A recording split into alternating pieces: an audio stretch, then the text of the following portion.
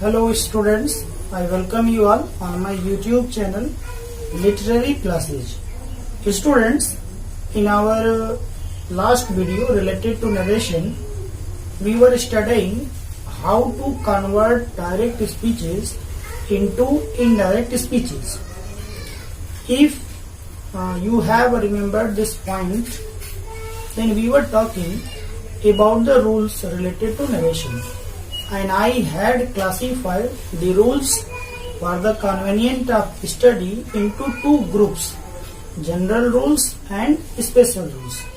Students, in our last video, I also would have mentioned the general rules are of three types: change of person, change of tense, and change in some other parts.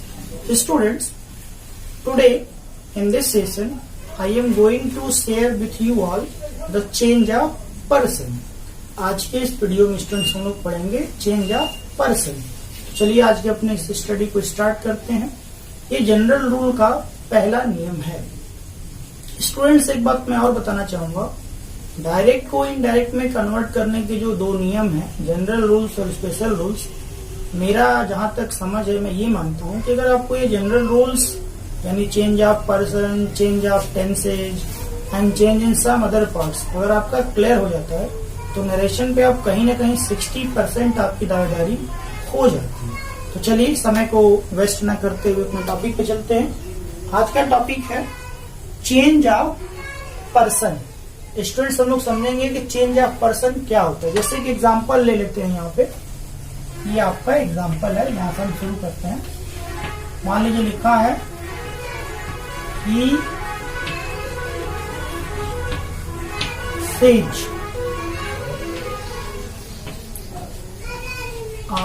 am a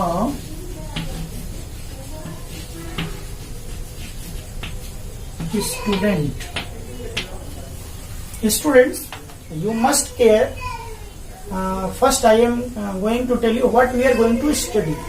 सबसे पहले मैं आपको बताना चाहता हूँ कि हम लोग पढ़ने क्या रहे हैं. हमारा टॉपिक है चेंज ऑफ पर्सन यानी चेंज इन पर्सन. पर्सन में परिवर्तन. सबसे पहले मैं आपको ये बता दूं, थोड़ा सा आप यहाँ जान लीजिएगा कि पर्सन होता क्या है. ठीक है, आपके स्टडी कन्वीनियंस के लिए मैं बता दूं कि जैसे संसार में जितनी भी वस्तुएं हैं, चाहे वो लिविंग हो या नॉन लिविंग हो, उनको संवाद और अध्ययन दोनों की सुविधा से 3 भागों में बांटा गया है. जिस समय, जिस काल में, जिस स्थान पर जो व्यक्ति बोल रहा होगा उसको हम कह देते हैं फर्स्ट पर्सन. और जिसको वो बोल रहा होगा, जिसके सामने बोल रहा होगा, जिसको सुना रहा होगा, सेकेंड पर्सन हो जाएगा. और जिस टॉपिक पर, चाहे वो लिविंग हो या नॉन लिविंग हो, वो बोल रहा होगा, उसी को हम कहते हैं थर्ड पर्सन. उदाहरण के लिए सर, मैं आप सबसे बोल रहा हूं तो मैं फर्स्ट पर्सन. ये मैं शब्द फर्स्ट पर्सन होगा. ओम प्रताप ने मैं, आई वर्ड, ये फर्स्ट पर्सन हो गया. आप सुन रहे हैं तो यू सेकेंड पर्सन होगा. हम लोग इस समय चेंज ऑफ द पर्सन पढ़ रहे हैं तो यही टॉपिक हमारा थर्ड पर्सन हो गया. तो अब यहाँ टॉपिक ये है, जैसे आपका डायरेक्ट स्पीच है, he says I am a student. अब यहाँ देखिए, सबसे पहले आपको जब चेंज ऑफ पर्सन पढ़ना स्टूडेंट्स, तो रिपोर्टेड स्पीच में ये जान लीजिए कि किनके किनके पर्सन होंगे. स्टूडेंट्स, आपको मैं बता दूं, पर्सन केवल व्याकरण में नाउन और प्रोनाउन के ही होंगे. वर्ब का पर्सन होगा नहीं, कंजंक्शन का पर्सन होगा नहीं, नाउन और प्रोनाउन के ही पर्सन होंगे. यहाँ तक कि वर्ब का भी कोई पर्सन नहीं होगा. तो अब ये देखिए, ये आपका आ गया, इसमें कौन सा वर्ड, ये आ गया फर्स्ट पर्सन का वर्ड, ये आ गया थर्ड पर्सन का वर्ड. यानी जो स्टूडेंट है, जो आई है, इन्हीं के पर्सन होंगे और हमें इन्हीं पर्सन को चेंज करना होता है. For this there is a very well known formula, first person, second person and third person. देखिए स्टूडेंट्स, इसको हम लोग बहुत वेल नोन फार्मूला जानते भी होंगे. सन ऐसे दिखाया गया होता है. इसी को मैं एक्सप्लेन कर रहा हूँ. और आप जानते भी हैं, मैंने आज के लिए बस यही टॉपिक लिया, चेंज ऑफ पर्सन. उसमें भी केवल फर्स्ट पर्सन का ही पर्सन मैं बता रहा हूँ. देखो यहाँ ये हो गया फर्स्ट पर्सन. अगर रिपोर्टेड स्पीच में कोई फर्स्ट पर्सन का वर्ड आया, इस वन का मतलब क्या होगा students, if there comes any word of first person in reported speech, यानी रिपोर्टेड स्पीच इन्वर्टेड कामा के अंदर है और रिपोर्टेड स्पीच के अंदर यदि कोई फर्स्ट पर्सन का वर्ड आया, जैसे यहाँ आई आया हुआ है, वी आ जाता, मी आ जाता, माई आ जाता, आवर आ जाता, तो इसका पर्सन चेंज हो जाएगा, ठीक है। लेकिन उसके बदले में कौन सा पर्सन आएगा, तो नीचे कर दिया S. S means according to subject of the reporting speech, यानी ये रहा आपका रिपोर्टिंग स्पीच। इस रिपोर्टिंग स्पीच का जो सब्जेक्ट है यानी ही, यानी इस सब्जेक्ट का जो पर्सन होगा, बोले ही का पर्सन यहाँ थर्ड है, 3 है, तो थर्ड पर्सन का ही वर्ड यहाँ रखा जाएगा। इसको कहते हैं चेंज ऑफ पर्सन, ठीक है। अब यहाँ पे मैं स्टूडेंट्स ये बताना चाहूंगा, कैसे समझ लो, यदि फर्स्ट पर्सन का वर्ड कोई भी रिपोर्टेड स्पीच में आया तो उस वर्ड का पर्सन बदल जाएगा, लेकिन उसके बदले में किस पर्सन का वर्ड हम लिखेंगे, किस पर्सन का प्रोनाउन लिखेंगे, तो go to the subject of reporting speech. Reporting speech के सब्जेक्ट है, इसका जो पर्सन होगा, यहाँ ये मत रख लीजिएगा कि ही रहेगा। अगर मान लीजिए यहाँ पे वी होता, यहाँ पे यू होता, तो यू सेकंड पर्सन का होता है, तो इस सेकंड पर्सन का वर्ड यहाँ पे रखा जाता, ठीक है। तो ये हो गया फर्स्ट पर्सन। अब यहाँ देखिए चेंज करके देखा जाए, जब हम इस वर्ड का पर्सन बदलेंगे, जिस वर्ड का भी हम पर्सन बदलेंगे, तो हमें यही ध्यान रखना है कि we have to change only person, not number और केस। हमें पर्सन चेंज करने से पहले इस वर्ड का 2 चीज देख लेना चाहिए, एक नंबर और एक दूसरा हो जाएगा केस, कारक। ये 2 चेंज नहीं होना चाहिए। यानी जैसे मान लीजिए हम आई फर्स्ट पर्सन का वर्ड है, अब इसके बदले में हम थर्ड पर्सन का यहाँ वर्ड रखेंगे, तो ध्यान ये रखना होगा कि जो वर्ड हम रखेंगे उसका जो नंबर होगा यानी वचन, और उसका जो केस होगा यानी कारक, वो आई का ही होना चाहिए। कुछ केस में आप जेंडर भी देख सकते हैं, वो सब नहीं बदलेगा। तो पहले चेक कर लो आई का केस क्या, यहाँ नॉमिनेटिव केस है। अब देखो यहाँ पे मैं बता दूं स्टूडेंट्स आपके सुविधा के लिए, केसेस तो ऐसे 8 हैं, लेकिन आपको नरेशन में 3 केस का ज्ञान होना चाहिए, नॉमिनेटिव केस, ऑब्जेक्टिव केस और पोसेसिव केस, यानी कर्ता कारक, कर्म कारक और संबंध कारक। ये तीनों का ज्ञान अगर आप है तो जान लेंगे। अब यहाँ ये आपका केस क्या हो गया, इसका नॉमिनेटिव केस। नंबर क्या हो गया, बोले सिंगुलर, आई सिंगुलर है, तो इसका ज्ञान होना चाहिए। अब यहाँ से ये समझ लो कि जब ये थर्ड पर्सन का वर्ड यहाँ आप रखोगे तो वो भी नॉमिनेटिव केस का होना चाहिए, कर्ता कारक का, और उसका वचन भी क्या होना चाहिए, बोले एक वचन। यानी जिस वर्ड को फर्स्ट पर्सन का हो, सेकंड पर्सन का हो, थर्ड पर्सन का, जो भी आप बदलने जा रहे हो, तो उस वर्ड का नंबर और केस जो होगा वो नहीं बदलेगा।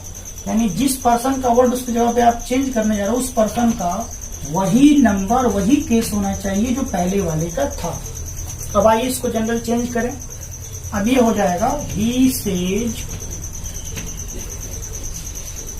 ठीक है ना। अब क्या करेंगे, रिमूव द इन्वर्टेड कॉमास, ठीक है, एंड राइट दैट, उसको रिमूव कर दिया और उसको रिप्लेस कर दिया दैट कंजंक्शन से। आगे स्पेशल रूल में बताएंगे। अब यहाँ देखिए आई हमें चेंज करना है, आई फर्स्ट पर्सन का वर्ड है, ठीक है भाई, तो इसके बदले में अब किस पर्सन का वर्ड होगा, तो जो पर्सन यहाँ सब्जेक्ट का होगा, एसओएन में जो एस लिखा है माने सब्जेक्ट, बोले ही थर्ड पर्सन का वर्ड है, तो थर्ड पर्सन में बहुत से नंबर आते हैं स्टूडेंट्स, तो मिला लेना है कि थर्ड पर्सन में सिंगुलर कौन कौन से वर्ड है। थर्ड पर्सन में सिंगुलर आपके सामने ही है, सी है, इट है, इतने ही तो आते हैं थर्ड पर्सन में सिंगुलर। और केस नॉमिनेटिव होना चाहिए, तो बोले सब नॉमिनेटिव में है। अब ये मिला लेना है कि इसका क्या रिलेट कर रहा है, यहाँ जेंडर क्या रिलेट कर रहा है, सी ऐसे काट देंगे, आई नॉन लिविंग तो होगा नहीं, तो इट कट गया। यहाँ ही के रहने से लग रहा है कि मैं फेमिनिन तो होगा नहीं, तो इसलिए एक ही बच गया, बोले ही, तो यहाँ से हम ही ले लेंगे ही। अब उसके अनुसार एम का यूज हो जाएगा, he is a student, full stop. तो ये आपका स्टूडेंट्स हो गया, he says that he is a student. अब इसको फिर एक और एग्जाम्पल से समझते हैं, यही बात दूसरा एग्जाम्पल लेते हैं। आई होप आपको ये समझ में आया होगा फर्स्ट पर्सन का चेंज कैसे हो रहा है। अगला एग्जाम्पल देखो, he says I do my work. अब यहां देखिए स्टूडेंट्स, मैंने कुछ फर्स्ट पर्सन के वर्ड बढ़ा दिए हैं, आपको चेक कर लेना है। पहले मैंने कहा सबसे पहले रिपोर्टेड स्पीच में पर्सन चेक कर लो। पर्सन प्रोनाउन का होता है और नाउन का, प्रोनाउन का और नाउन का। यहाँ पे चूंकि ये माई है तो इसका भी होगा, क्योंकि ये यहाँ पे एन एडजेक्टिव के रूप में प्रयोग हो रहा है, माई और माई। तो दो ही के पर्सन होंगे, यहाँ आई हो गया, माई हो गया। है तो ये एडजेक्टिव, लेकिन ये चूंकि नाउन है लेकिन एडजेक्टिव की तरह बिहेव होता है, तो एडजेक्टिव तो है ही, तो यहाँ इसका पर्सन होगा। यानी एक एडजेक्टिव भी दिमाग में हम रखेंगे जब वो पोसेसिव केस में आए। अब ये सब फर्स्ट पर्सन के हैं, आई है, माई है, फर्स्ट पर्सन के हैं। यहाँ देखो वर्क आ गया थर्ड पर्सन। तो एक अभी याद ही कर लो कि third person means no change. अभी याद कर लो, थर्ड पर्सन का कोई भी वर्ड है रिपोर्टेड स्पीच में मीन्स नो चेंज। वो जैसे है उसको keep that as it is, उसको ऐसे आप रख लीजिए। अब इसको चलिए चेंज करते हैं। ये हो जाएगा ही सेज, कोई दिक्कत नहीं। रिमूव कर दिए इन्वर्टेड कॉमा दैट के साथ, दैट रिप्लेस कर दिया उसकी जगह पे। अब देखिए आई है, आप चेंज करना है। तो ये आई फर्स्ट पर्सन का वर्ड है, तो इसको हम रिपोर्टिंग स्पीच के सब्जेक्ट से टैली करेंगे, तो ये थर्ड पर्सन का है। अब थर्ड पर्सन का ये चूंकि सिंगुलर है तो ही भी सिंगुलर है, ये नॉमिनेटिव है तो ही भी ऑलरेडी नॉमिनेटिव है, ये हो जाएगा ही। अब इसी सिंपल प्रेजेंट इंडिफरेंट के नियम के अनुसार ही हो जाएगा ही डज। ठीक है, टेंस नहीं बदल रहा, वही चीज है। जैसे आई डू है तो ही डज हो गया। अब देखो माई है, ये फर्स्ट पर्सन का वर्ड है, तो अब इसकी ये चेंज तो इसका पर्सन करना है, लेकिन ध्यान रखना है इसका नंबर और केस नहीं बदलना चाहिए। यानी यहाँ जो भी वर्ड आएगा वो सिंगुलर आएगा और पोसेसिव केस का होना चाहिए। तो अब वो किसका होगा, बोले ही का। ही का पोसेसिव केस क्या होता है, ही का ऑब्जेक्टिव केस हिम होता है, पोसेसिव केस हिज होता है। तो यहाँ पे ये हो जाएगा हिज और तब ये हो जाएगा वर्क। तो यहाँ पे ये आप देख सकते हैं, आपके सामने आ गया he says that he does his work. यहाँ पे हम क्या देख रहे हैं कि हम फर्स्ट पर्सन को चेंज कर रहे हैं according to subject of reporting speech, but by balancing the number and case of the word that has been given already earlier. यानी जो पहले से दिया हुआ है नंबर और केस, उसको बिना चेंज किए रिपोर्टिंग सब्जेक्ट के पर्सन के अनुसार हम फर्स्ट पर्सन का चेंज कर ले रहे हैं। आई होप आपको ये फर्स्ट पर्सन का चेंज समझ में आया होगा। अब देखिए स्टूडेंट्स, अब यहाँ पे सेकेंड पर्सन का जो चेंज है, चेंज ऑफ पर्सन में जो मैंने कहा कि जब सेकेंड पर्सन का जो चेंज है वो मैं आपको बताऊंगा, लेकिन इस वीडियो को नहीं, यहाँ पे इसको ही मैं रोक देता हूँ। छोटा छोटा टॉपिक रहेगा, आपके समझ में आएगा।